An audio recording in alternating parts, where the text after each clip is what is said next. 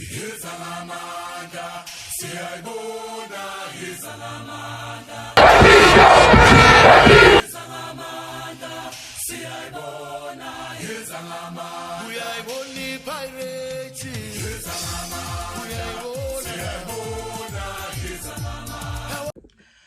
2024-2025 CAF Champions League quarterfinals. Yo! Ay bafethu kunzima. Hey, here it is. Al Hilal topped their group but failed to make the semis. Aspirants topped the group but failed to make the semis. ASFA topped the group but failed to make the semis. Orlando Pirates, one man standing. Ho! Are the stars aligning? Just like what Rulani said before for Sundowns when they won the AFL. This is huge, guys, for South African football. Huge. Jose Rivero, wow. Congratulations to the man that is about to leave Orlando Pirates. And congratulations to the big institution of South Africa for making it into the semis. Oh, guys, welcome to the Big Daddy Football Corner. This is the post-match tactical analysis and breakdown of the match between Orlando Pirates, and MC Alger. Game that was played at Esgodini. First leg, it was played at Algeria. Orlando Pirates won 1-0. Orlando Pirates come back into Orlando Stadium. The match finishes 0-0 and Orlando Pirates goes through into the semis. And Pyramids FC, yeah, you are next. Big milestone in the Big Daddy Football Corner. Guys, I've just hit 1,000 subscribers. To everybody that has subscribed into the channel, thank you. And to you that has not subscribed, thank you for subscribing, because you're just gonna subscribe now. Subscribe. Danko. Perfect. Let's go straight into the match. Just before the match, begins, I was thinking prior coming into this, I was like, I'm interested to see what Orlando Pirates game plan will be, right? Because they have a goal away that they have scored, and we all know MC Alger needs to come out. They cannot sit back. They need to come out and get a goal so that at least it gets to 1-1 and possibly take it to penalties, right? And Orlando Pirates cannot also afford to sit and absorb the pressure and defend the lead, because, you don't know what's going to happen. I thought probably mid-block was going to be what Orlando Pirates is going to go for, and they exactly did that. I was interested to see if they're going to change the formation of playing 3 at the back, in this instance, and they just remained as it is. And by the way, Orlando Pirates is the only team in the CAF Champions League this season that has not been beaten. Yo! I'm a Pagania Buffet. I'm Hopa Chabulile, and this system of playing 4-5, or you can say 3 at the back. For me, in this game, I always see this as 3 center backs, especially with Diano and Uhoto playing so high, So I think for me, this is a system that is going to win us the Champions League. Because Champions League, guys, haram football get you that thing. Go and ask Al Ahly how they've been winning it. They have not been winning pretty. It's just haram football all the way, right? So obviously the lineup came back. Obviously we saw Orlando Pirates went back with the back 5. The only difference was Nkota starting.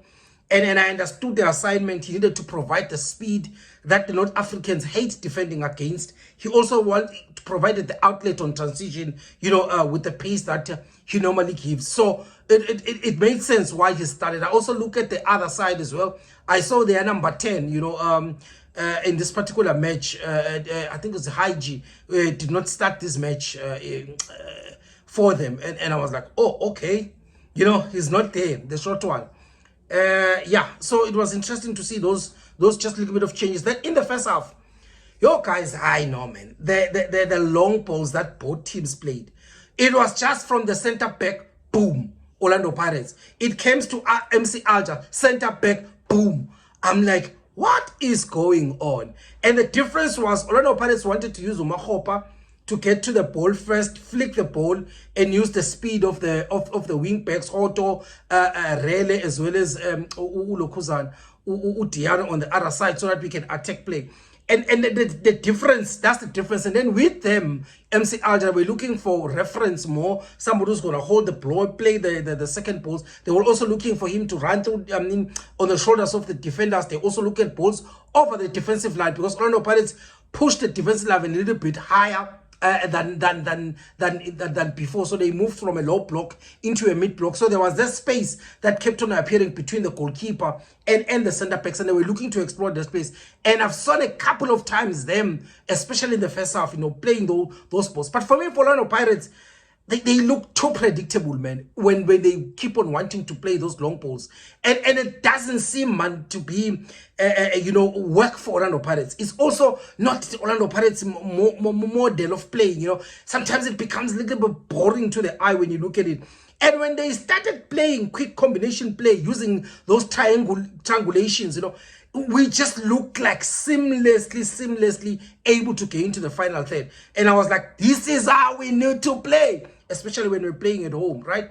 So it was interesting to see both teams deploying almost similar way of playing out, but obviously the reference up front was a little bit different from what Orlando Pirates as well as MC Alger were doing. Also, what I saw at Orlando Pirates, there was this box shape, especially when they were pressing and they were defending, so that EMC doesn't penetrate through the middle. Because you could see all the times they were looking off those balls because they could not play. They tried to play the ball a little bit at times to try and attract us, and we did not go for it. We still stick to that box shape, and we denied them access through the middle. Hence, they then went for that route, right? But in the first half, guys, if we can be honest, MC Alger looked like they could score from those long balls. It was a little bit nervous, it was very much of my first half concern. It was that particular balls being played over. I look at MC Alger's corner kicks. I honestly think that in this game, I don't know whether I would say Orlando Pirates did better to defend them, but I just also think they were toothless with their corner kicks. They were using a 2-3 formation on their corner kicks, but this time around they looked at to play more onto the near post. I don't know what they saw at Orlando Pirates in the near post, and they were looking to get into it. I don't remember Orlando Pirates be conceding, from corner kicks near on the near post. And I'm asking myself, why is MC Alger playing that post? It was only once in the second half where they changed and they went into the fast post. I just felt that their corner kick did not pose any threat to Orlando Pirates. Then if I look at Orlando Pirates build-up, I ask myself, why are we opting? That's the first thing that I looked at. I did not understand why we changed from having the center back starting the restart instead of having the goalkeeper, because it's very easy to deploy directional press when you are having the goalkeeper being the one that plays the first ball. I don't know, I think I saw about 3-4 times when China was playing either Tumbogazi or Uklogi on the other side, and it was easy for MC Alger, Uguti push, just direct us on the press with 2 players, and then our center backs find themselves having to hoof the ball forward, because of that press. So I don't know why we opted for this, because it was just quickly and easy. We were under pressure in this kind of situation. I don't know what was the reason for that, right? So for me, those were my observation in the first half, right? Then in the second half, for me, Ndlondlo came in and Tito came in, and honestly speaking, personally, around the 78th minute, I did not agree with that Jose sub. There's a reason for it. But by the way, we ended up winning the game as Orlando Pirates, and obviously we take that win and we go home and we move on. But for me, that move, I don't think it was the best sub for me, because we were at 20 minutes in, as well as MC Alger had just introduced their number 22, Zinon, and their number 12, Uzo Yangrana. Who in the first leg, they showed how comfortable they are on the ball. They're the 2 black players, and they're able to play the ball. And you knew that them in, that they want to play a little bit of the ball. So you want players that are going to be defensively sound. And when you give Ndlondlo no Tito at the same time, I was like, take a ring that sub for me. But yeah, and you could see that they were penetrating us easy, and we were just defending from that onset. But yeah, it's what Jose opted for, and the game ended up in. And also I realized that as soon as those two players came in, MC Alger stopped a bit with playing those balls because they saw they are not winning them. Then they started being patient with their build-ups. They knocked the ball around, looking to move the block and using combination play. In that instance, they caused a lot of threat. But Orlando Pirates, especially in the last 10 minutes. No, when they allowed MC Alger players, space and time, and they became free in the box. I think there were 2 or 3 instances, where it was very, very nervous. Where there was a lot of players, when they crossed the ball in one instance on the right hand side, and there was also another instance from the left. When the player was free, and I was like, hey, it was very, very, very nervy. Bafuni was shayza ngenhliziyo. Hliziyo yami icishe yama. Orlando Pirates around that particular time, right? So, and those 2 misses, I'm saying 2 misses of Orlando Pirates, where he took the ball and he wanted to pass the ball into the other side, instead of carrying the ball into the box and looking for that for that, or even taking an extra touch, then making the pass if he wants to. Almost. And then the big one was the one Gamabasa, that miss Gamabasa.